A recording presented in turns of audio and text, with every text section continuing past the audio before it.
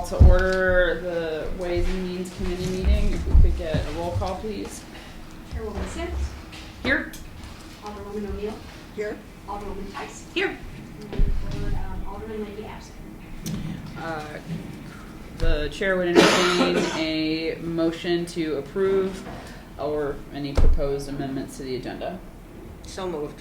So is that a motion to approve the agenda? Yes. Okay. I'll second that All motion. right. Do we need to have a roll call on that? Or that'll be approved by acclamation? Okay. Item number 3 on the agenda, announcements, appointments, proclamations. There are none. Item number 4, citizen comments. Any citizens in the audience, if you come forward, thank you very much. Please state your name, address, and you'll be given 3 minutes to speak. Not seeing any takers on that one, so we'll move right ahead. Item number 5, report of committee chair and alderman. I'm not exactly sure when would be the appropriate time to take this up. My only comment would be to firm up some additional meeting times to review the budget that we are going to be receiving. We can do that right now. And so I know that, and I thank you all for accommodating this early start today. So I had some times. Now I know the 20th was originally scheduled, and I have a work conflict that's since come up. So that egg's on my face. But nevertheless, the 20th won't work. Will the 21st, or do you have a We have the 19th. better way to? The 19th is okay. I have Yes, the 19th works is for me. still planned. Okay, and so all 3, so you all are available at that Yes. time. Mhm. Okay, and so the 20th will not work. I am available on the 21st. Is that? I have a 5:30. And I'm kind of just rattling off dates as That's I get to fine. them on. So the 21st. Well, we tentatively have a Ward 1 meeting on the 21st, but we don't have a room for it. You do. Oh, we do. Okay, It's so in we. this building. Oh, good. Okay, so now we have. So But I'm you have- hearing that it I mean, doesn't. it's not in this It won't building. work for It's me. it's in in the It won't. library. no, the school district building. Is that? That's what it's posted on the calendar. But it's That's not. not correct? No. Okay. So, but I'm hearing that probably the 21st does not work. Okay, we'll delete that. Then we've got the 25th. I have a meeting down already of this committee on the 25th, but that must be wrong. I have it with a No, question mark. what I suggested was that the week of the 25th would be good, so we need to decide on what date during the week of the 25th that we could meet. Well, So it would either be the 25th, the 26th, the 27th. The 26th is our board meeting, so. So that not the won't work. 26th. Well, let's see what we have on the 25th. Well, we have 27th. Ways and Means down on my calendar. I had that As, circulated as a date. Tentative, yeah. Yeah, I have it on mine The too. Monday. So Yeah. we're all available. We haven't heard from Alderman Leahy, so he would be the unknown. Did he not? Cause my recollection is that a while ago that date was put on as a possible available date, and so It he was. never got back one way or the other. No, He usually voices that he's not available when he isn't available. he does, but he. Is it possible to start earlier on that date? On the 20th, it is possible for me. Possible for me. So Alderman Leahy. 4:30 or 5, whatever he could accommodate. 4:30, it would be good for him if he could attend. Okay. I can do 4:30. Mhm. That would be Works. wonderful. On the Yeah. 25th? Yes. I'm putting it out there. I'm kind of ambivalent one way and the other, but is 4 a workable time too? Yes. He Is that- He probably won't. I mean, I'm taking off of work. Could we start the meeting and he could enter? He could whenever? join? Yeah, I mean, I'm just in order to. So why don't we say the 25th at 4? That sounds good. Excellent. And then you said the 26th does not work for you. Is that right? The Tuesdays Kathy? are Okay. working. I don't know. Okay, so we have the 19th, then we have the 25th. And I think those 2 dates should be enough unless I feel like that there's an element of herding cats here, and so I think it's easier to cancel a meeting Okay, so than it one is more? to Okay. yeah. And Okay, only let's and do I it. and my hope is that we don't need it, but if so The 27th, we have a. it's my understanding that the Something. public safety meeting was canceled on the It is. 27th. You're correct. And I'm leaving town that afternoon. So that won't work. Okay. And you have a ward, and I don't think the 26th. 28th and 29th is reasonable. Obviously, And this needs to be presented on the 2nd? You know, the code doesn't say specifically when we should present it. Typically, there's 2 readings of the Mhm. budget. Well, that So should be. if we don't present it on the 2nd, then when would we get the second reading in for the end of the year? It would be a special meeting. You don't want a special meeting. is there any way Tom might be able to run the ward meeting without you? Or what time's your ward meeting? Can we do it before your ward meeting? Oh, it's at 5:30. No, it's early. Many Followed by years the Board ago, of Managers. before Yeah. I started, they used to have Ways and Means Committee at lunch, I'm told. So, you can have your meeting whatever time of the day. And the fact that it's recorded, then residents still have an opportunity to watch. So it's really up to you. Oh, well. why- How does that? That would work. We could, 21st at lunch? 22nd at lunch? I could do the 21st. 21st. I could do the 21st at lunch. 21st. So 19th, Could work. 21st at lunch, which is noon, Mm-hmm. and then the 25th at 4. Yeah. So we've got 19. Oh, I'm just jotting this. I had the 19th. What time are we starting on the 19th? 5. It was 6, but we can move it. I feel like. we I can mean, move it to 5. I'm not trying to purposely schedule these meetings Which for one? when Andy's not available. I So promise. You know, if maybe he. The 19th for lunch and dinner? What did I just? No, do? no. No, So the 21st for lunch. 19th. Why don't we keep 21st. if the 19th was set for 6? I just assume keep that time. Okay. Okay. Because that was that was how it was set. And so then we've got the 19th at 6. Then we've got the 21st at noon. Is that right? Mhm. Yes. And then we have the 25th at what time? At 4. Great. And then that. Okay, so now we have set times to go through all of the questions. And I think Shelley, you- can Shelley email those to confirm us? Yes. And then just so I'll need to hear it and read it and then remember it, which are 3 different steps. Will we, for the most part, be here, or is that a TBD? It's a TBD at Okay, this point. fair enough. Okay. Okay, well, I thank you all for accommodating the schedule and moving this into your day schedules. I know that's not an easy thing to ask. So thank you for doing that. Moving on to committee reports. Alderman Leahy's absent. Alderwoman O'Neill. No report. Alderwoman Parker Tice. No report. Okay, item number 6 on the agenda. 6A, we have Richmond Heights Cooperative Payment Update. Who's going to be handling That is that? Eric Grunenfeld. Real quick, I can tell you the Monday night meeting was already scheduled, so we can have the Monday night meeting here. So for That's the 19th. The What day is 20 that? Maybe that's Tuesday or the 25th? the 25th. Okay. Okay. So we had already had that one booked. So B2, I think it's in C. C. Yeah. And I'm asking about the 21st. So I'm just providing an update and recommendation on the Richmond Heights cooperative payment. We came in July to talk about that, about the increase. The increase was due because, as we mentioned, Richmond Heights has been neglecting to charge the monthly electronic fund transfer. You guys will ask us to go back and do a little bit more research. Also, we found some duplicate addresses that some people mentioned. When we looked through the report, a couple things. Some duplicate addresses were just some data entry errors. One was 2833 Manderley, which is Alderman Leahy's address. The other person there was actually a resident who lived at 2853, so it's just a duplicate, a data entry error by the staff at Richmond Heights.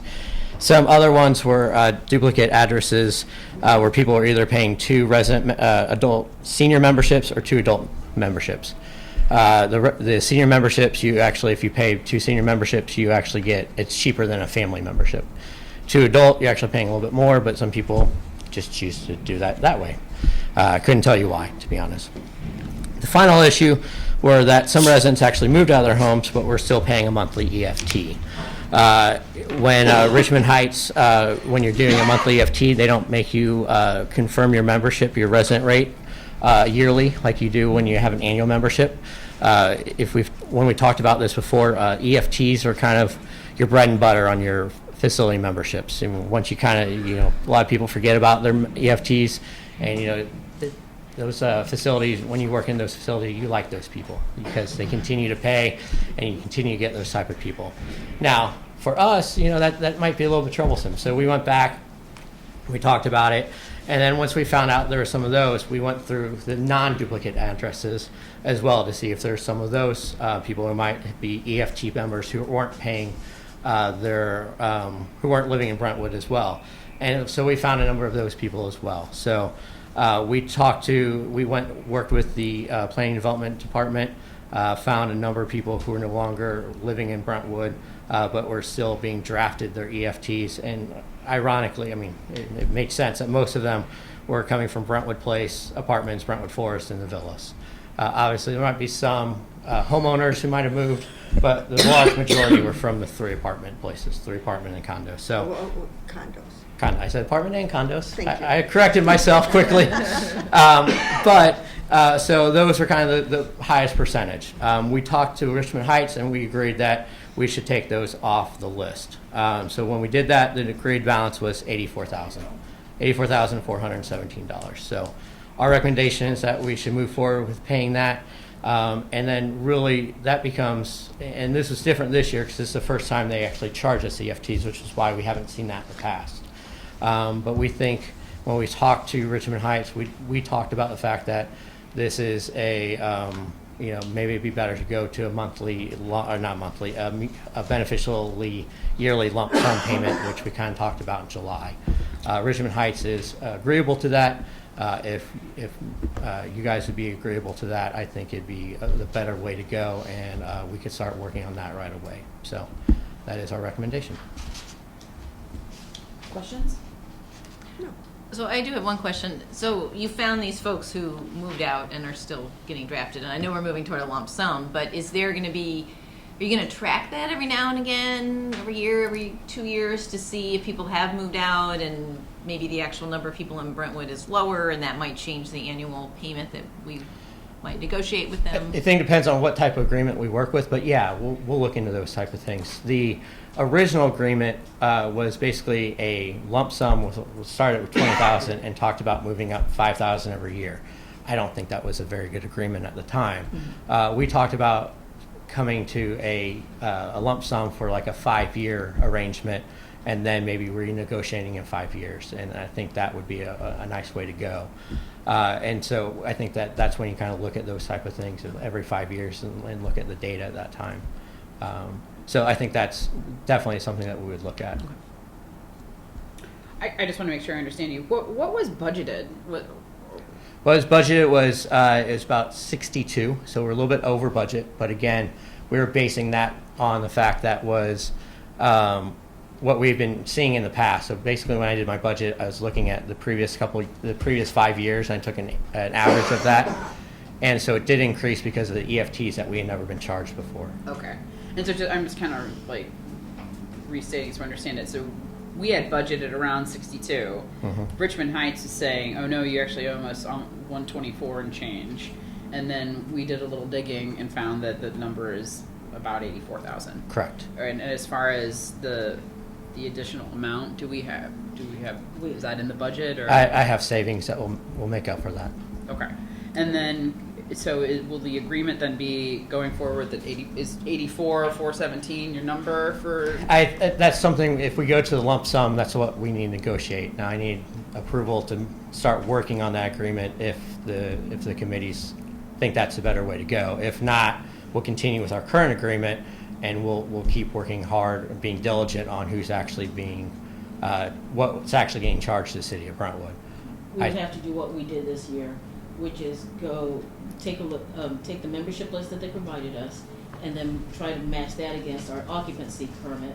And, you know, we should give kudos and thanks to Sherry and Yolanda in the Planning Development Department. It took them about a couple of days.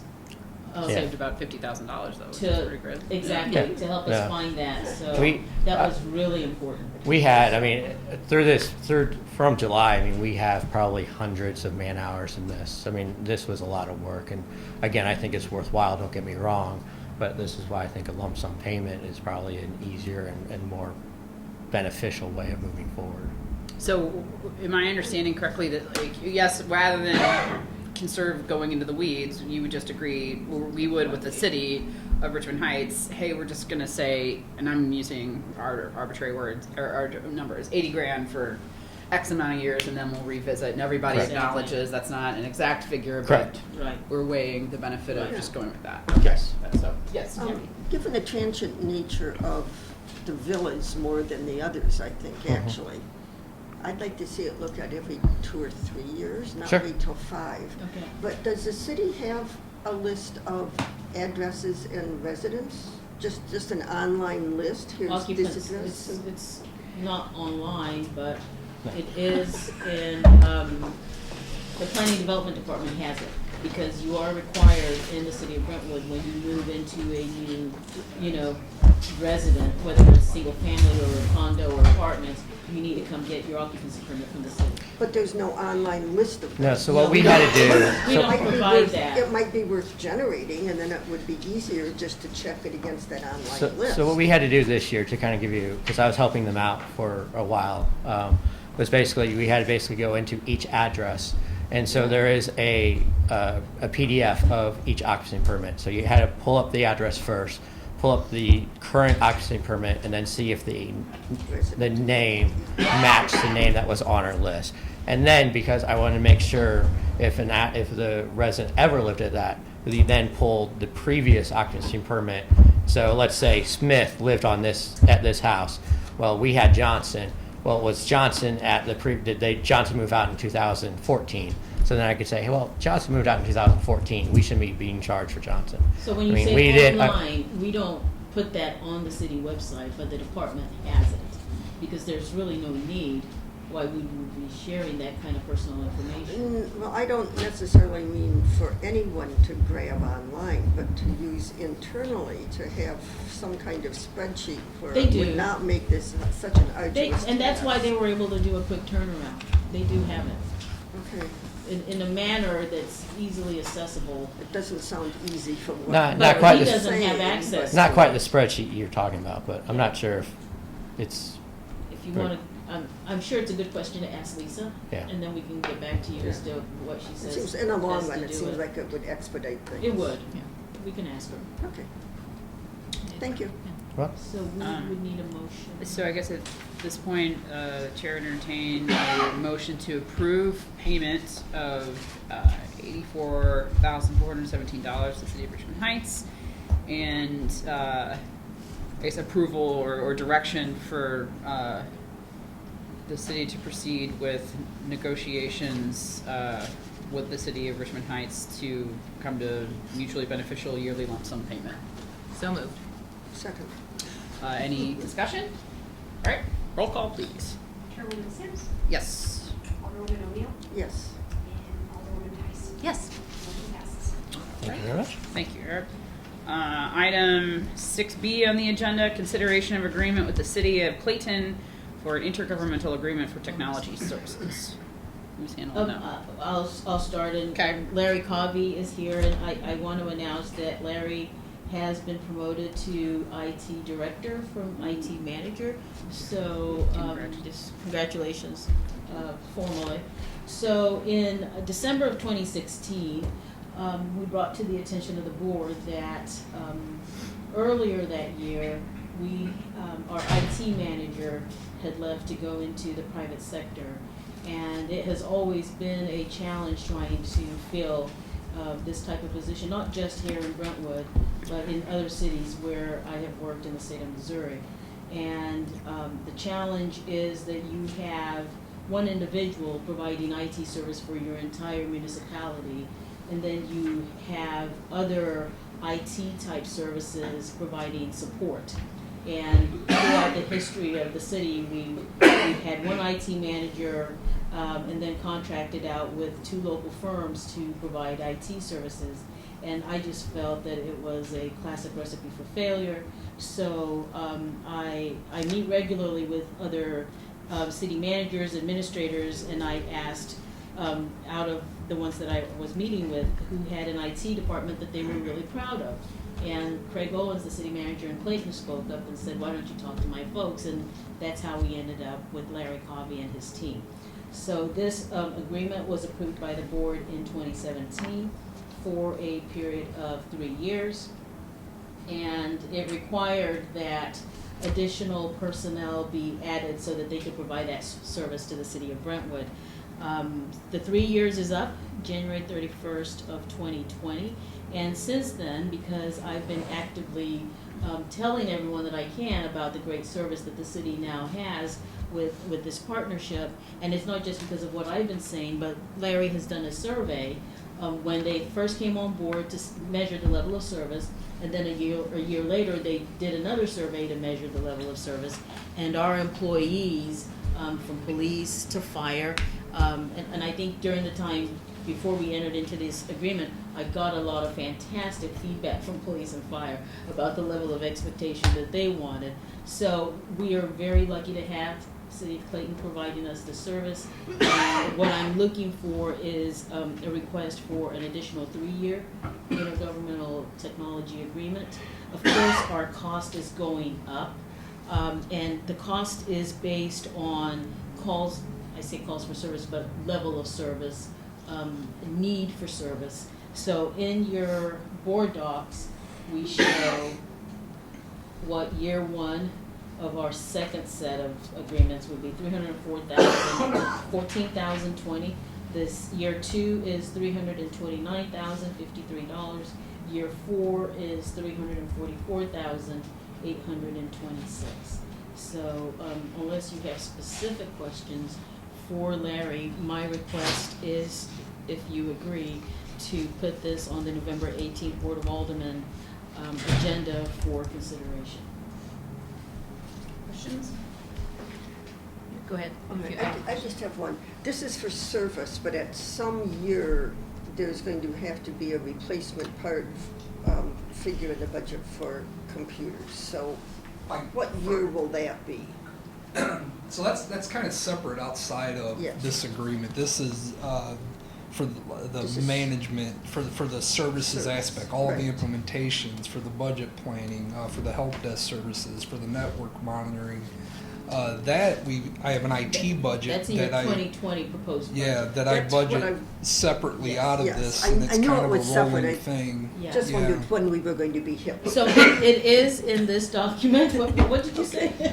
All right. Yeah. It's been in there every year It's as been well. in there every year, Yeah. and it's on a cycle. Actually, that question was asked by Ways and Means last year. How Mhm. often do we And it replace, whether depends it's on the type of equipment. Whether Normal it's an iPad or a desktops, yeah, lap- we do like in 5 years. A or- server, we go 7 years. Yeah. It depends on the infrastructure you're talking about, and it's what I would consider best practice based on my experience anyhow, how often, and we just do it on a cycle and make a 5-year budget out of it every year. That's all I needed to know. Yeah. Thank you. Yeah, so I have a question Yeah. about the usage in Brentwood. Yep. What's the size of the staff in Clayton, and what's the size of the staff in Brentwood, and what's the size of the staff in Richmond Heights? And From the IT department specifically. No, for the city. So I know you support your department supports all 3 Yes. cities. So, like, are we using a disproportionate share based upon the It's a good size of our question. city? I don't know the exact number as far as like the number of employees Employees in each per 3 city, yeah. cities. I could definitely figure that we can- number we could, out. yeah. we'd have to look in their budget document, it's online. Okay, yeah. They're about the same size Size, or a okay. little less. Okay, Yeah. so You know, similar, because it's okay. the same population. just Yeah, that's about. true, yeah. Yeah, but like we don't assign staff to a particular city. It's a shared 8.25 at this point person staff that supports all 3 cities. I just was curious if we were, I know just from like a Windows login, like a Windows Active Directory account perspective, Clayton is probably twice as big as Brentwood or the city of Richmond Heights. But as far as I'd have to talk to HR or someone, I honestly don't know, especially when you start counting the part-time personnel like in the Parks and Rec departments. I know it fluctuates a lot, and I don't know that number. Yeah. Yeah, I think in your narrative that we included in board docs, No. if I'm looking at the right part of this, it says that Clayton is paying 50%, Brentwood's paying, did that change? I think. well, no, not That's that. the 35%. No, that's, I get that, but my Yeah. question is more about the size of the staff. I was Yes. just curious if, you know, if Clayton has twice the number of people than Brentwood, and we're using approximately the same amount of IT services, are, What's different? what's there? different in Yeah. Brentwood to make us use so much That IT much more. services relative to the size of our staff? And I Mhm. just didn't know what the, I just am We newer should- and don't know the number. We should be able to have that information for you by the end of the meeting because it's in their budget document. It's in their budget, okay. Okay. Eric, could you please check on their website? Thank you. Karen, do you have a comment? I just wanted to add that when we're talking about all that, they do many things for us. For example, they helped with the accounting software upgrade. Yeah. They're very helpful in that. All these projects where we got the video going on, and I think it's all in the budget book you'll see in their accomplishments and that, but just to give you a personal example, prior to them coming, I would try to take work home over the weekend or whatever and take this laptop home. And 99% of the time, I could not access this. And I couldn't get help and whatever. And that's never happened since they came on board. Whatever they've done or whatever they've changed. So it's very helpful. And I know Eric and Dan also do work at night because we were talking to each other last night while we were working. No, it makes tremendous sense. I think it Right. makes tremendous sense It to does. share. I was just sort of curious if Right. we're using more and want, like, if there was a reason, or is there And if something we that did we it- could restructure Right. internally so that we don't, you know, that something should work better Just so we don't use as thinking much out- IT. You know. Yeah, out loud, I kind of, there's one big difference between the 3 cities that I think, without actually knowing the numbers, that could cause us to spend more in Brentwood, and it's the other 2 cities have an IT sort of person in their police department that help a lot, and and we don't have that in Brentwood. okay. So We have I nobody know like from that. that perspective, we spend a lot more time in the Brentwood Police Department than we do in the Clayton or Richmond Heights Okay. Police Department. But other than There that, is a sergeant in Richmond Heights who functions as an IT manager. And does- they So it help makes out more a lot. sense. I mean, Right. conceptually, it makes more sense to pay the IT people, but that's helpful. Right. to yeah. understand. Hmm? Clayton has 177 full-time employees. To our 110. So 177 what does to one. Richmond Heights have? I haven't gotten that far. But it looks like in the information that Clayton's paying, I mean, I'm just looking at board docs, that our usage is about 37%, and our amount is more or less being prorated to that, right? I mean, it's like Yeah, 845. so basically on that last document, Yeah. it's got the bar chart and the line chart, and we've averaged it out, and over this first period, it's been 36.88% is what it's averaged. And if you're seeing it in color, Brentwood's the second line there in the chart, and it's kind of level, trending maybe a little up, but overall, that's why we picked 35%. There was no magic math behind coming to 35%, other than it looked fair to us when we looked at it. But that would sort of more or less be our pro rata share of our use of you. Of the department, Sure. yeah, as a whole. And without having looked at the budget, I'm assuming that this is budgeted.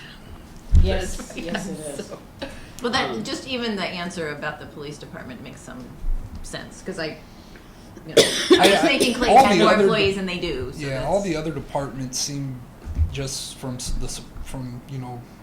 what I think we support, seem very even. The police department is one department that seems like we spend more in Brentwood than the other two cities.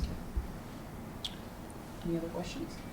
No, I just comment, the first year I was on the board, technology was more difficult than it is now. This has been an improvement. Thank you. So I would move that we recommend to the Board of Aldermen to do a, It's on here. yes, to whatever. Here, is I would say the stated chair there. would entertain a motion for the Yes. Board of Aldermen to authorize the mayor and/or the city administrator enter into a cooperative agreement for technology services with the city of Clayton and shall continue in effect for 3 years unless earlier terminated or renegotiated by the parties. Yes, so, Second. Okay, any discussion? Seeing none, roll call please. Chairwoman Sims, Yes. Alderwoman O'Neill, yes. and Alderwoman Tyson. Yes. Motion passes. All right, item 6C is a request to reallocate savings from the fiscal year 2019 capital funds for an inflatable boat and accessories. No, Jason. I don't have anything to do with the vote. Oh, excuse me. Wait, yes, you That was a test. I'll talk. And Chief, you can talk about slate. You freaked him out. Okay, thank you. This comes to you all a little late in the year, but we got through this year without any other surprises on our annual budget. And in a meeting last week with Bola and Karen discussing our 2020 planning and capital budget, it was suggested that we look for some savings and try to piecemeal our boat, motor, and trailer package together through this year, current 19 budget, and then the balance in 20 to save some money on the 20 end. So we were able to find some savings in our capital fund as a result of the engine room floor project in the amount of $5,700, and approximately $5,600 for the an inflatable boat and accessories is what we need to fund that. So I'm asking for permission to reallocate these funds that are currently unspoken for in my budget. Questions? No. So, I have a question about, so this is part of the allocation for the boat. So what are we gonna see in 2020? Okay, so good question. What we're going to do is we're just backing the boat out of that package of the boat, motor, and trailer. So we'll buy the boat, if you all approve, we'll buy the boat this year. It'll just sit in the station until the 2020 budget's approved. We backed roughly $5,000, $5,500, $5,600 out of that line item that we've been requesting for the last several years. I bumped it to $18,000 for 20, excuse me, because of some inflationary costs. But so that'll leave roughly $13,000 plus or minus, depending upon what the shipping ends up being on this boat. There's a couple of unknowns. That's why I say approximately. So instead of asking for almost $20,000, we'll be in the $13,000 range for the capital on that project next year for a motor and a trailer. And, not on public safety, but are we the municipality that has the boat? Or how does it work with shared equipment with fire department? So typically, not every town around us has a need for a boat. Although with these bizarre rains we're getting, it seems like we're finding issues all around us that we never have dealt with before. But that said, when I came here in 2011, we had a boat and a trailer and a motor that was purchased after the 2008, well, I shouldn't say that. The boat, I think, had been around for a while. The trailer and the motor had been purchased after the flood of '08 because of the fact that they had so many people to rescue and get out of the floodwaters. But it was a little different then. We had a lot of housing down in those areas along Manchester and Mary. Most of that is gone. We still have a couple of areas that it affects. Even if to directly answer your question, no, not everybody does have this. And there are county resources. However, the weather's coming from the west to the east typically. A lot of those resources get sent to Eureka or Chesterfield Valley, places that flood on a regular basis, and we don't have access to those resources. If we flash forward to where the Brentwood Bound project takes hold and gets completed and is successful in drying up places like Manchester and Mary and all of those things, and the retention ponds work as they should, that's a tremendous achievement. But it doesn't negate the creeks that we have in town. It doesn't negate the floodwaters coming over Brentwood Boulevard down by Marshall Road. We've had issues where cars have been swept off the bridge and narrowly escaped flushing them down the creek in swift water. So even if we stop having to get issues on Manchester Road, drivers that ignore the warning signs and come in and get stranded, those are not swift water events. Those are just basically static water backing up from the creek with very minimal current. Very low risk, very low safety concerns for me. But when we put people in swift water, if we get that car over the bridge or we get somebody gets flushed into the creek, that's a whole different ballgame, and we need a different tool for that job. And the tool we need is this inflatable boat. We need a motor that does not have an exposed propeller, and we need a just different trailer by default. It's a different setup. So the question to you that you asked me is, are there other places? Yes, there are, but they're not in our immediate circle of area of mutual aid companies. So my philosophy has always been, if there's nothing going on in Brentwood where we need this piece of equipment, we will dispatch it to Maplewood, to Webster, wherever it's needed. But typically, if we are experiencing flooding, I do not make that piece of equipment available to other towns because it's our only piece of equipment. So I hope that answered your question. A little lengthy, but I hope we got the idea. So. There was a storm in August, I believe. There's been several this year. But the most recent one, I remember because I was on vacation, where it seemed like we had to take the boat out. And then prior to that, on the Cleat Station Road in Maplewood, we had to take, right behind Sam's. Yeah. We took our boat out to provide assistance to that city as well. What we're So- seeing is very unusual flooding events, very abnormal. Just it's amazing. The one Bola references in Maplewood, we were fine. We had no issues in Brentwood, but the creek, the sewer and drain system down there, for whatever reason, it was raging down there, but nothing in Brentwood. So most recently, we had something occur in Webster Groves. Police officer's vehicle was caught up in the flood water, and we had a couple of minor concerns in Brentwood, but nothing like they had over there. So we're just seeing these random acts of flooding like we've never seen before. So I don't know, but that's my philosophy on how we handle that piece of equipment. Thank you. Any other questions? Okay, at this point, Chair would entertain a motion to approve reallocating the fiscal year capital improvement funds to purchase an inflatable boat and accessories and forward to the Board of Aldermen to review at the November 18 meeting. So moved. Second. Any further discussion? All right, roll call, please. Alderwoman Sims? Yes. Alderwoman O'Neill? Yes. And Alderwoman Tyson? Yes. Motion passes. All right, great, moving along. Item 6D on the agenda is the 2018-2019 slate surplus distribution. Now, Jason. This I know about. Feel free to talk about a vote or anything Yeah. you like. I don't know enough about voting. So, basically, this is very similar to what I came before the committee a couple of weeks back. That was related to our health insurance. This is related to the workers' compensation. Every year we do an audit of the workers' compensation, and we do have some variances from year to year because of retirements and things like that. Our workers' compensation costs are based upon not only our past experience mod, but also our current payroll numbers. So when we have a retirement and then we replace that individual with a lower paid individual, that can fluctuate our numbers. We also periodically have the opportunity to reclassify some of our folks, or if there have been people that have been misclassified in the past, which then results in a potential disbursement, which is what we found here. So unlike on the past one where that was a disbursement of closed out accounts from many years past, this is based on the more recent numbers of 2018 into 19. Refunds are good. Absolutely. That's great. So there really isn't any, it's just more informational. Just want to make sure that everybody's aware. Thank you. Thank you. Thank you. Anyone have any questions? No. Okay. Just, and that was just informational, right? Correct. All right, well, thank you, Jason.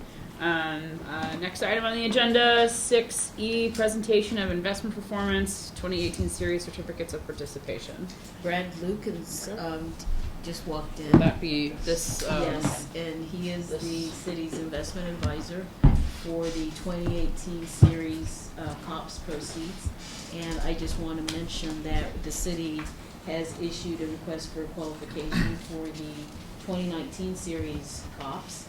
And we will go through a similar process in that the city treasurer, Karen, and I will review the submittals, and then we will do an interview and make a recommendation to this committee in the fall. Good evening. Appreciate you all having me. So my name is Brad Lukens. I'm with Arbitrage Management Group. And as Bola said, we started working with the city about a year and a half or so ago to help you increase the performance of your debt service reserve funds on a number of the bond issues and invest project funds for the 2018. So this is an area that we specialize in. We specialize in the investment of bond proceeds, exactly what we do for you guys, construction funds and debt service reserve funds. We just find that the majority of the time folks aren't as knowledgeable as your staff here to know that they have the ability to invest this, and it just sits idle in a trustee bank's money market. So I'm thankful and appreciative of you guys for allowing us to help you guys be the best stewards of this money as we can. The types of securities that you guys can invest this money in are all very safe. They're U.S. Treasury bonds, U.S. government agency bonds, CDs, short-term corporate, high-rated corporate bonds, which is called commercial paper. So we follow within the guidelines of your internal investment policy. In addition to that, each of your bond indentures lay out very specifically what you're allowed to invest this money into. Our goal is to increase the earnings of this to recapture what all of this borrowed money has cost you since the date that you issued each of these bonds. So if you'd like to take a look at the little portfolio, I guess a little bit on us. We manage about $2 billion of bond proceeds. Personally, I do this for about 70 clients just like yourselves here in the state. I hope to feel that we're knowledgeable about fixed income and these types of securities and in helping you guys with bond proceeds. So if we look at the first page, it's your 2014 COPs. Those will mature in 2024. You've got a reserve requirement there of $576,000. This money has to stay in a debt service reserve fund account. You can't touch it unless you're defaulting. It's a very rare occurrence. And so what we look to do is help you get that invested to earn back what it's costing you to leave it sitting there. So you've got a maturity restriction there of 5 years. And so what we've created since we started working with you is a laddered investment strategy. We do this for pretty much all of our clients.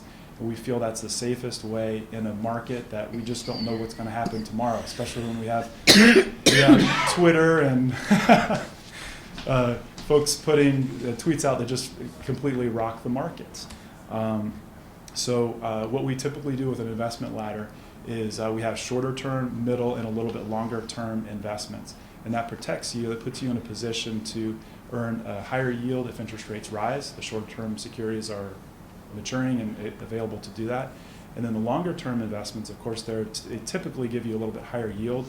But in addition to that, they a lot of times can be eligible for gains if we have one of these market volatility situations. And we've had a number of those that you guys have been the fortunate beneficiaries of, where I call Karen and Bola and Shelley interrupts them in a meeting or something and runs in and says, hey, the market has shifted and you guys have the ability to make a gain if you were to sell and take advantage of that. And so fortunately we've been able to do that and earn you guys more than just leaving it sit idle in a security. So what you currently own in the 2014 Certificates of Participation Debt Service Reserve Fund account are 3 securities. There's a Federal Home Loan Bank bond that matures in October of 2020, a Fannie Mae bond that matures in June of 21. Those are yielding 264 and 273. And then I think I missed putting this one on that one. but you also own a Treasury bill, U.S. Treasury, and that matures in December of 19. So you're, for the most part, with the exception of about $5,800, fully invested in your debt service reserve fund. We've been able to sell and book a gain on a prior security to increase your earnings. Earnings-wise, this account, we've earned you in the last year on this $16,744, and that equates to just under 3%, which is, fortunately, with the gain opportunities that we've been able to take, have increased the yield well and above over what, say, a 30-year bond would give you. So that's nice. The next page is the 2015. Oh, sure. Karen has a Right, question. real quick. You said we've earned on that 2014 $16,044? 744. 744, and you said for the last year, is Yes. that calendar year or is that through like? Since about October. Okay. That's all I had. Thanks. Okay. The next page is the 2015. I'll go a little faster now. A lot of that was just kind of foundational. The 2015 TIF bonds, you've got a, this bond matures in November of 2026, and that's just shown in the top right corner of that page. You issued it in April of 2015. You've got a reserve requirement of $224,800. Your cost of borrowing is 4%. Ideally, we would invest this money at 4%, and it would cost you nothing. The thing is this money wasn't invested for a number of years until we became involved, and so this 4%, it just kind of accumulated. The nice thing about the way the law works through the Tax Reform Act of '86 is we can invest this money and earn back all of that cost of borrowing, called negative arbitrage, since the date it was issued. That's kind of a nice thing. The next page is just a showing of your portfolio. You have it's just a third into a December of 19 U.S. Treasury bill, a Federal Home Loan Bank bond due in October of 2020, and a Fannie Mae bond due in June of 2021.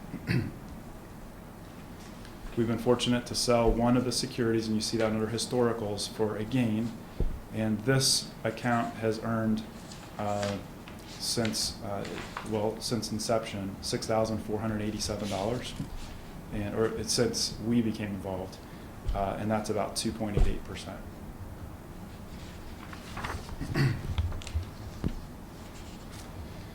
The next page is your 2017-18 bond reserve funds, and then that'll be followed up by your construction funds. This will mature in 2043.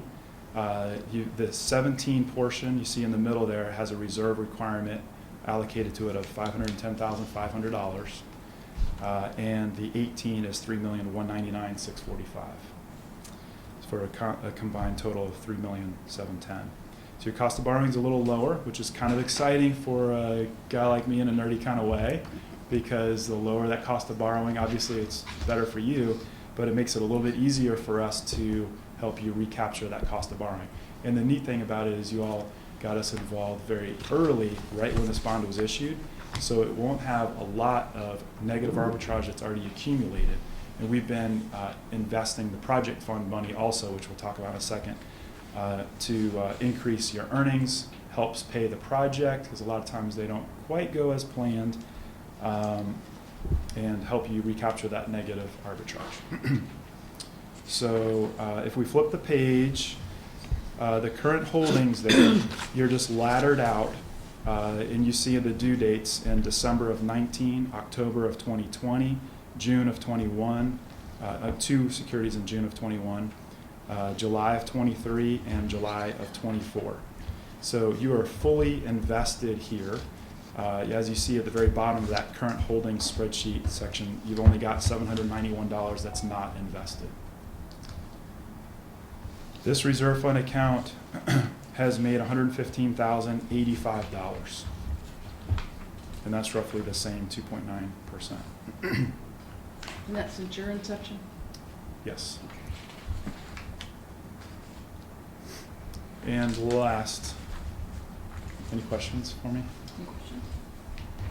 I'm a little confused looking at the two that were issued in October of this year, and yet the yield is lower. I would expect the yield, it's just the market, even though they're longer term, it's not. It is. The market is, it's its own little animal. October of last year was really the highest that we've seen in 12 years or so, and it has declined. Now, I'll get a little bit into some strategy. I won't bear everybody through too much of this, but there's a strategy component to this where world banks are buying our longer term bonds, anticipating our interest rates are going to continue to decline. And they're buying those with anticipation of potentially selling them sooner for gains, which gives some merit to what we've been doing for a long time and what we've been able to do with you guys, buying a little bit longer term bonds, locking in today's rate because they're anticipating that what rate won't be there, and then being able to sell for gains. So yes, we're kind of, when we look to reinvest, we're at the mercy of the market, and we create a strategy based off of what the market is doing. So we might keep something real short if we think interest rates are going to be rising, or there's new news coming out, jobs numbers, a Fed announcement, an election coming up in November of next year, stuff like that.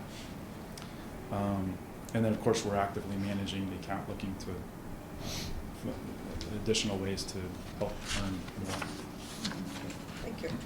I have a question. Alderman Davis? So the amounts the percentages that you say we've earned, is that what we've earned net of your fees, or so? Yep. We just make a commission on the transaction, kind of like a real estate agent would. So everything that I've quoted to you is all net, and all that we don't. Since we're just transactional, we don't issue you guys an invoice or pull anything out of the account. It's strictly transactional. Project fund. This is a little bit more fun. Bola, Karen, and Craig Schluter and I talk, I don't know, at least quarterly, sometimes monthly, and it's going over the projections, because this is a large project. There are a lot of moving parts with it, and the dates that expenditures are going to be needed are kind of changing. It's a fluid thing, totally different from reserve funds. So what they Craig's been great at updating the projections. Anytime securities are maturing in the project fund account, Bola and Karen and I talk about. A lot of times it's in advance of it, saying, hey, in a week we've got $2.3 million that's maturing. Just kind of keep an eye on that. Craig will update the projections, and then we'll talk about what's needed. Should we just keep it all liquid, or can we invest portions of it out? And the whole goal is to earn as much as we can for you guys. The interest earnings in the project fund account will go to the project. So if there's anything extra that's needed or whatever, it's used for that. And that at the completion of the project, if there are funds left over, then that can go back to the city. So you see here, I won't go through all of them, but these all are accounted for based off of Craig's projection of when you're going to need this money. And so you'll see here just the first one, $901,000 matures, a Treasury note in November of 2019, just a month away. Actually, gosh, we're already in November, so just a few weeks away. So we'll be talking then about reinvesting that money then. You'll see at the very bottom of this spreadsheet, there are $3,294,000 that is currently uninvested, and we're slated to talk about that. And the board just approved some property acquisition at the last meeting, and then there was a commissioner's hearing award, so we'll be bringing that to the board on Monday. So we'll be paying all of that out towards property acquisition.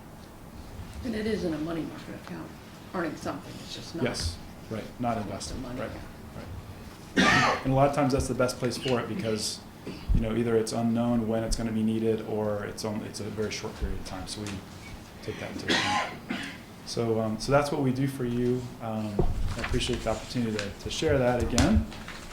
And if you have any additional questions for me, but I'm always available to you guys and can come do more of these. But I'd say probably monthly we're in conversation about performance and reinvestment stuff. Could you just tell them what happens to the reserve fund when we're done? When you're done? So it's sitting there and you're investing it, but Yes. it's not like we get that back. Well, the reserve fund will go to pay your last year's principal and interest payment. It's typically, the way they typically work it out is they figure out what the last year's payment is going to be, and that's roughly, it's very close to what your reserve requirement is. So you'll have a reprieve that last payment. Thank you. Sure. Any other questions? And one last thing. I explained this in the last Ways and Means, but interest earnings in your debt service reserve fund account can get swept out to help make bond payments. So you've got a debt service fund account at UMB, and if you've got, say, I know it's a lot more than this, but a $100,000 payment that's due, and there's $18,000 sitting in there because of interest earnings, then you guys only have to move the difference over. So it helps you directly on an ongoing basis. And the way UMB does it is sends us a bill showing us what we owe, and then they say this is what's in the account, and there's a difference. That's what you owe in debt service. Thank you. Thank you. Okay, thank you. Appreciate it. All right, next item on the agenda, item 6F, which is a discussion on comprehensive annual financial report, the CAFR 2018 internal control report and management letter. Just have that. Yeah, I didn't think we would have enough time to get to that item on the agenda, so I uninvited the subject matter experts. Because I thought that it would be better for you, and I think that's what you had requested, that you wanted to hear from them. And I had also invited the city treasurer to be in attendance, so if we can move that item to the next meeting. Okay. And then we'll have everyone in attendance. So, but that's good that someone from Daniel Henry and our new city treasurer will be here to weigh in and answer questions. Right. All right, so we'll just carry that over to the next meeting. And so, item 6G, the proposed budget. So we have the budget, if you can. Our reason for existing. Yeah, some of them might still be kind of warm. Thank you. And we will pass this out, we will have it delivered, you can give this to Steve. Oh, okay. We will have a police officer deliver this to the homes of the aldermen tonight. And once you've had a chance to review it, please give us a call. We are happy to meet prior to the meeting to kind of, if you're especially new to the municipal budget process, you might just, roll in and not have any questions until the meeting. So either way, we're here to answer the questions. I would refer you to the transmittal letter that provides you an executive summary that's starts on page 3, I believe, 4. So that provides you an executive summary. It ends on page 9 on everything that is in this document. Actually, it ends on page 11. So it talks about revenue forecasting, it talks about expenditures, and very high level on capital requests that are in the budget. Vehicles, renovation of buildings, IT budget, things like that and small items, small equipment items, there are in here. So if you're looking for a comprehensive overview, the transmittal letter does that for you. And then you can go into each individual department budget. We have our goals and objectives, our performance measures, total number of positions, and a narrative that matches the spreadsheet. So what we budget in personnel services, which is one category, and you have salaries and benefits and part-time, overtime. Then we have materials and supplies that goes into supplies and materials, then contractual services, which is engineering, advertising, legal, travel, petrol products and things like that. And what we started doing last year under capital is there's page 169, so I'm just providing a quick overview of this document. There's a section called Capital Improvement Funds. So in addition to the narrative and the 5-year capital plan, we have asked each department to provide a summary of what they're requesting to be funded in capital, what that dollar amount is, and an explanation and picture of what that item is, so that you have a really good understanding. Oh, Public Works looks to purchase a mechanics tool, a diagnostic machine, or a skid steer. Different things like that, so you have a good understanding. And customer service improvement, what we're trying to do, is in here. So it provides you all that information. This year, we have added a new fund called the Special Revenue Fund, and that is where the proceeds from the economic development sales tax would go, so that we can track that separately. But do you have anything you want to? It's like a capital fund, and it's on 224 is the pages that kind of explain what we'll be doing. And it's all in Bola's budget narrative, or her letter, it's throughout, that it will totally account for the proceeds of the 2019 COPs. It'll account for the cost of issuance. Right now, we have been told there could be a bond premium, which is extra money. We'll account for that. It will account for the interest. It will account for the debt service for that, all in that one fund.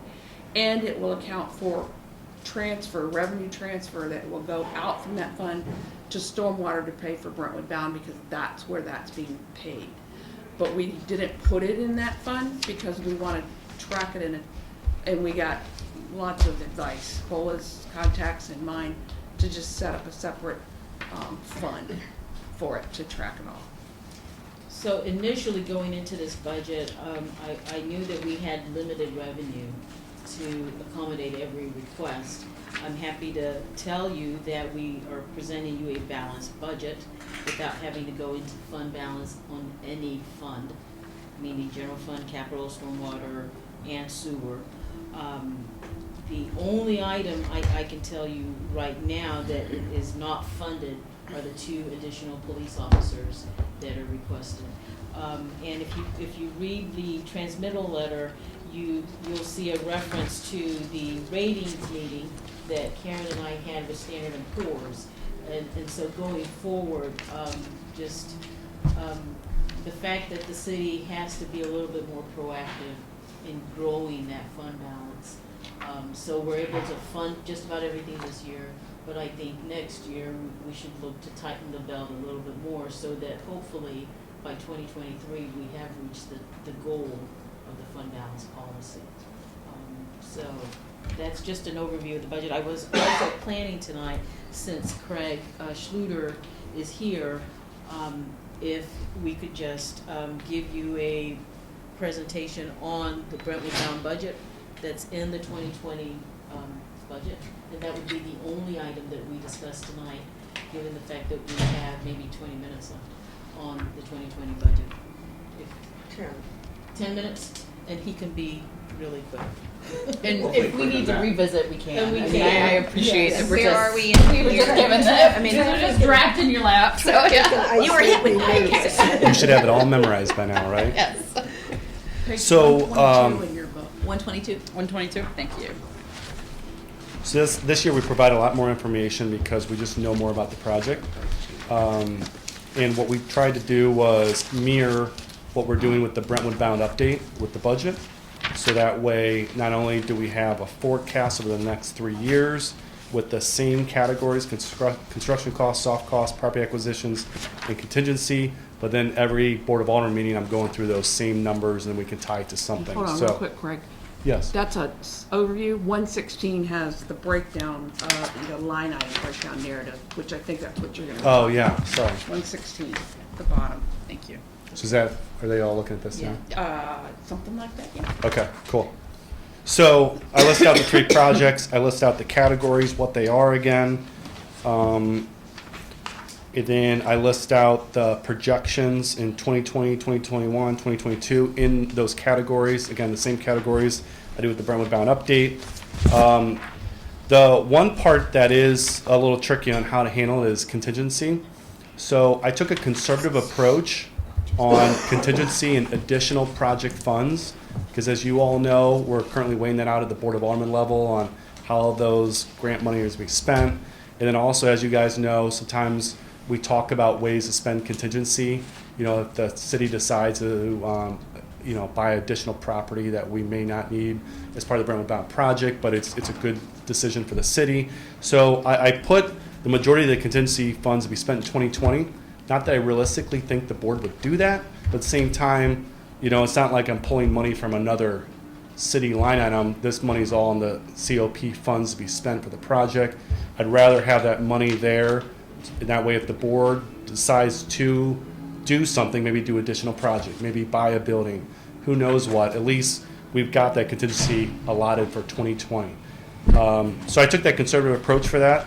Besides that, all the other categories are projections based on bid dates and schedules and everything else that I normally talk to you guys about at the Board of Alderman level. On the last page, I just talked about all the things that were accomplished in 2019, and then I listed out the 2020 anticipated key activities, which then goes back to those budgets that I forecasted. So it's fairly accurate, but after we get through 2020, the 2021 and 2022 will be extremely accurate, because by then we'll know what the board wants to do with additional projects. Those are big decisions. I mean, if the board Monday night decides to do certain projects or not, those are millions of dollars of swings that affect a lot of these line items. And I don't know. I'm making estimates and guesses. By next year, when we do the future budgets, we all should know what everyone's doing, right? What projects the city wants to do, and some of those things, which then I won't be making assumptions. We'll have concrete information. So, but this is a lot more accurate than 2019. So I feel good about this. I did take a conservative approach. So I'm back to my. Okay. So I'm back to my repeated rant. I don't know what you call it. So the overall general fund budget, the expenditures for this year are $12 million. A little over $12 million. What page are you on? On page 11. I'm just trying to get a big picture number. In one line item in this budget, we have all of Brentwood Bound of $36.9 million with no details, with nothing underneath. So like in the same Parks and Rec, there's 50,000, 13,000 for a lawnmower, 45,000 for a truck, and then there's 36.9 million for Brentwood Bound in one line item. If the document that we provided in the board packet breaks it down, so it's not. Yeah, but it breaks it down into. So you What have page? construction She's not looking costs. at this though. Oh, Where's yeah, this I at? know. What's in the? But it's nothing. We don't. Let's see. Where's this though? This This recommended. puts it out in. Oh, yeah, there you go. 116. Yeah. Yeah, it puts it in the 4 board So items. construction costs of, It so is on the page construction 116. costs for this project for 2020 are 11.7 million. The entire budget for this city is 12.2. No, not For the entire city, but for the general revenue is 12.2. So we It should have flabbergasts included me this that there's breakdown no. in here. Yes, The and it still construction flabbergasts costs. me It is, right to here. know. 116. No, Oh. We can't, that's like, we're not- hardly tracking $11 million. It's just, it. I can't believe we're not tracking this in any more detailed way.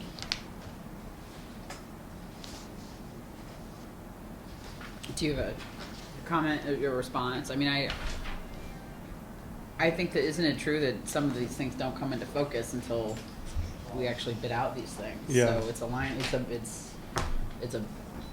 we're not gonna But be able to say how many. somehow you got to lawnmowers we need. $11,784,255. So somehow you got to that somewhat specific number in construction costs. And it's like, yeah, they're binders of estimates. There are, we've spoken about this before, but I there's know, we binders. talk about it since I've been And we on finally board. agreed to like go to these I thought, items. Nancy, you agreed with the Yeah. layout, because we met with you multiple times on this, And we were you gonna, agreed we with finally this came format. up with these items to match the board. I agree with that format in principle, but I also thought that when we got to the 2020 budget, that there would be more detail presented to us. Like one project of construction cost is the size of that binder. And that's just one, there's 3 of them. So, I mean, there's, Well, then maybe I need to spend the next week literally looking at your binder. Since I've been Okay. complaining about this since I got on the board, then maybe I need to look at the binder and see. I mean, it just seems crazy that everything else we do is so, like, there's, I mean, I remember last year there was like birthday parties in the Parks and Rec budget for a couple $100, and then all of a sudden it's this huge number for Brentwood Bound that has little detail, little substantiation and little detail presented to us or to the citizens of this community. So maybe I can arrange a time to physically get the binders. I mean, I've made my own spreadsheet. I'm personally tracking, like, every vendor, how much we spend, everything by month, because I don't get it at these meetings. So I track it myself. I shouldn't have to track it myself, but I do, because the way the warrant lists are presented, there's no initial budget that it's subtracted from. Normally on the warrant list, there's like, okay, yeah, this was the budget for this year, we spent this much this meeting, and so we have this much left. For Brentwood Bound, it's just, oh, this is how much money we spent. So there's, so in the next week, I will look at that, and hopefully we can revisit this Okay. before particular item is presented further. That does make sense. Thank you. There are All right. other questions? I do have a question. There are, a quick glance, a couple Public Works trucks on here. Many residents are unhappy with the continual repairs made to our trash pickup trucks. And at one point, Dan was looking at whether it would be cheaper to farm out our trash pickup rather than doing it ourselves. Can we, for one of our meetings, have some figures on what it might be? It may not be in this We did budget, that but last it's, year, yes, and so we need we to can- revisit that and have an and so update. you want us to bring that to Ways and Means? Is that should that go through Public Works? I It mean, we went did through talk about it Public last Works. year. It should go to And the Public- recommendation yeah. was to Keep it. leave it, Yeah, keep it we- in-house. But this year, we have had so many more times where the trucks are late That's that, correct. that people are feeling that maybe there should be something else done, whether it's buy a new truck or Well, whether, or if you look at something. the 5-year capital plan, there is plans to buy a new truck next year.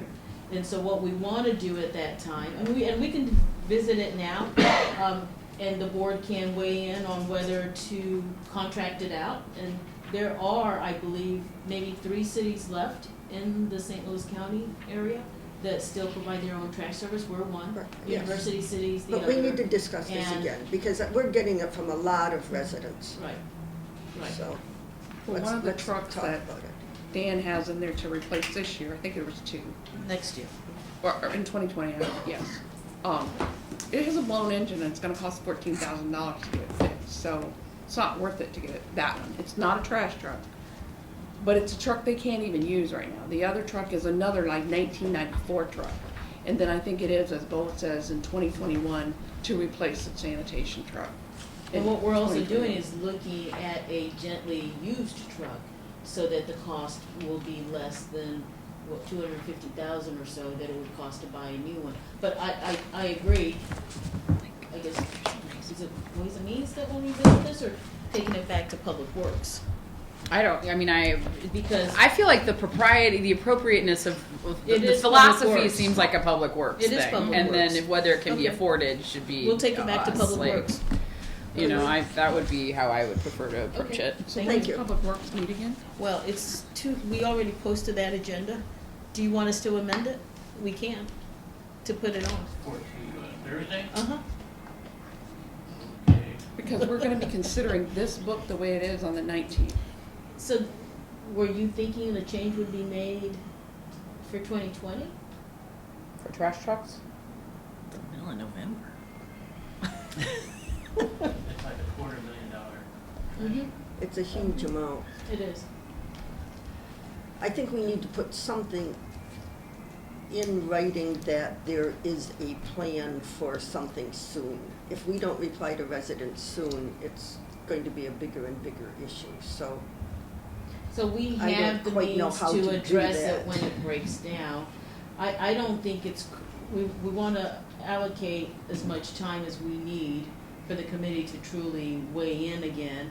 And if it involves actually surveying the community, we can do that I as well. don't think we need to do a You don't survey. do- so you think We the do board can surveys make a on- We do decision? surveys in strange ways in this town, and that's not one of them that we need. But we do need to figure out at some point where we can tell residents when there will be a change, because they're looking for some improvements. And if it's not, I sort of expected something in here. I was But surprised Kathy, to your because- point, I mean, basically, you know, you're saying it's hearsay what you're saying.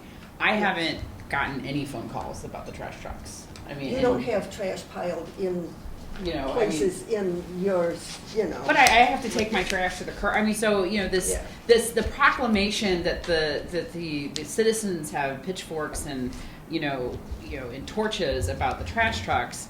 I'm not hearing that from It's our anyone. ward meetings, we're hearing. So it, you know, among but others. no one's hearing it about. I mean, it's not. I get phone calls, I get emails. I had a ward meeting. No one's bringing that up to me. So I'd like to have some way of testing your statement. You know. Okay, I don't quite know how, I haven't been taking. It could be a You know. discussion at Public Works. The meeting is this Thursday at 6. Kathy, if you I are have available. meetings that are this week. Okay, so we'll take it on. Alderman Loveland is here, so we'll take it on and we'll let the board know. Okay. I'll talk to Steve. Okay. Well, so can we at least before you head out? I mean, I think there's the other. If there aren't any other questions, we need to. There would be the consent agenda. I think we're good. So the only thing on the consent agenda were the minutes. The minutes, So yes. is So there, moved. Or were there any, I move approval of the changes or minutes of reviews October the that- 3rd. I Um, second the motion to approve the minutes. Okay, Okay, so thank that'll you. be approved acclamation. And then before we lose our quorum, are there any other questions you guys? I mean, I know, you know, so we'll certainly dive deeper into this in the coming weeks, but. All right, well, I guess at that, citizen comments, anyone? There's no old business, right? No. Okay, I know new business. And then I guess at this point, I'll entertain a motion to adjourn. Thank you. So moved. Okay, second. Do we have to roll call that? We're adjourned. No, or- we're adjourned. Okay, we're adjourned. All right, thank you.